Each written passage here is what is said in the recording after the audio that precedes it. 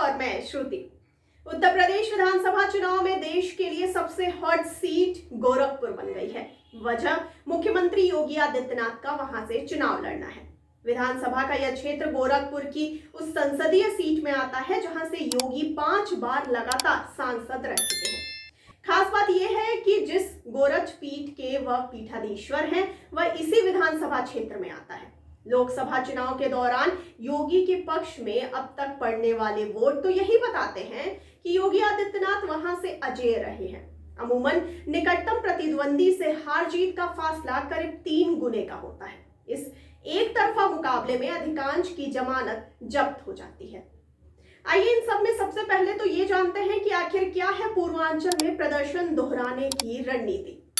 आपको बता दें कि योगी के गोरखपुर से विधानसभा चुनाव लड़ाने के पीछे भाजपा की रणनीति गोरखपुर बस्ती मंडल में सन 2017 का प्रदर्शन दोहराने की है। जी हां, इन दोनों मंडलों में 41 सीटें हैं, जिनमें से 35 पर 2017 में भाजपा ने जीत हासिल की थी। 2 सीटें भाजपा के सहयोगी दलों को मिली थी। भाजपा सांसद रवि किशन शुक्ल कहते हैं कि इस पूरे अंचल में योगी का प्रभाव भाजपा के लिए फायदेमंद होता है। वह गोरखपुर से चुनाव लड़ेंगे तो यह फायदा पहले की तरह बिना किसी अतिरिक्त प्रयास के पार्टी उम्मीदवारों को मिलेगा। भाजपा किसान मोर्चा के प्रदेश अध्यक्ष कामेश्वर सिंह भी सांसद की बात से इत्तेफाक रखते हैं। जी हां, वह कहते हैं कि योगी आदित्यनाथ गोरखपुर से लड़ेंगे तो इसका फायदा पूर्वांचल के साथ पूरे प्रदेश में भाजपा को मिलेगा। इसके साथ साथ आपको ये भी बताते चलें कि पूर्वांचल की सियासी जमीन काफी उठापटक वाली रही है। बीजेपी ने पिछले चुनाव में यहां अच्छा प्रदर्शन किया था। इस बार तमाम सर्वे में ये बात निकलकर सामने आ रही थी कि भाजपा पूर्वांचल में आगे तो रहेगी, लेकिन सपा कांटे की टक्कर देगी। इसकी वजह से भाजपा ने पूर्वांचल को साधने के लिए मुख्यमंत्री योगी आदित्यनाथ को गोरखपुर शहर से अपना प्रत्याशी बनाया है। इसका एक दूसरा कारण भी है। आपको बता दें कि गोरखपुर शहर सीट के मतदाताओं का गुरु गोरक्षनाथ पीठ के प्रतिनिधियों की ओर से झुकाव है। वहीं जानकारी के मुताबिक आपको ये भी बताते चलें कि राजनीतिक विशेषज्ञों का हमेशा से ये कहना था कि अगर सीएम योगी आदित्यनाथ गोरखपुर से खड़े होते हैं तो फायदा पूर्वांचल में तो मिलेगा ही।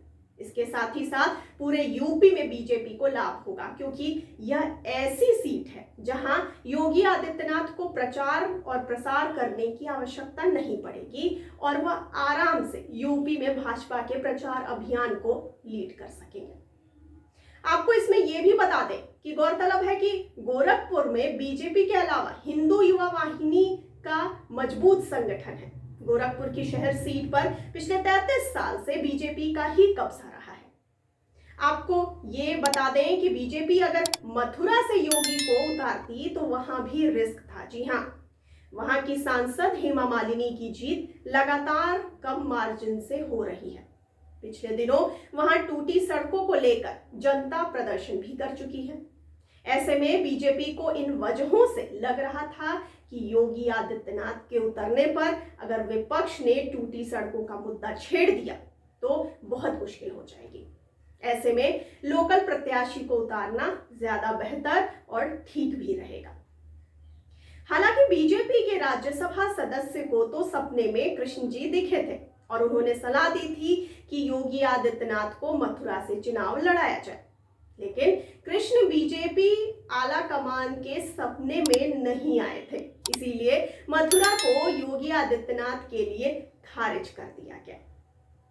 आपको जानकारी के लिए बताते चले कि गोरखपुर में योगी आदित्यनाथ के प्रभाव का अंदाजा इसी बात से आप लगा सकते हैं कि साल 2002 में यहां से भाजपा के सीनियर नेता शिव प्रसाद शुक्ला चुनावी मैदान में उतरे थे। जी हां, ये बात तब की है जब सन 2002 में योगी आदित्यनाथ ने भारतीय हिंदू महासभा के उम्मीदवार के तौर पर राधा मोहन दास अग्रवाल को चुनावी मैदान में उतार दिया था।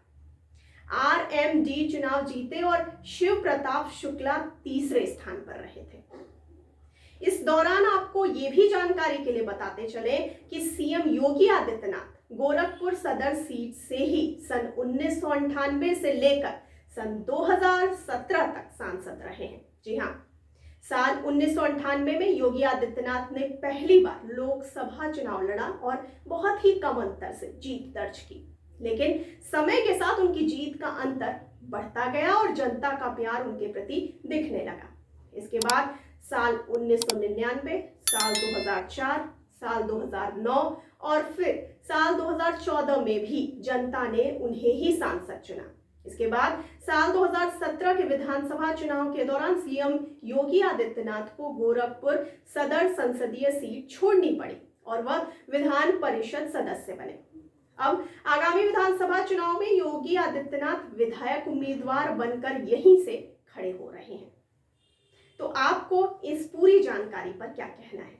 अपनी राय और प्रतिक्रिया हम तक जरूर पहुंचाइए कमेंट बॉक्स में कमेंट करके, और साथ ही साथ हमारे चैनल को लाइक, सब्सक्राइब और शेयर करना ना भूलिए। और मुझे दीजिए इजाजत, लेकिन आप बने रहिए द फुल छड़ी के साथ। धन्यवाद।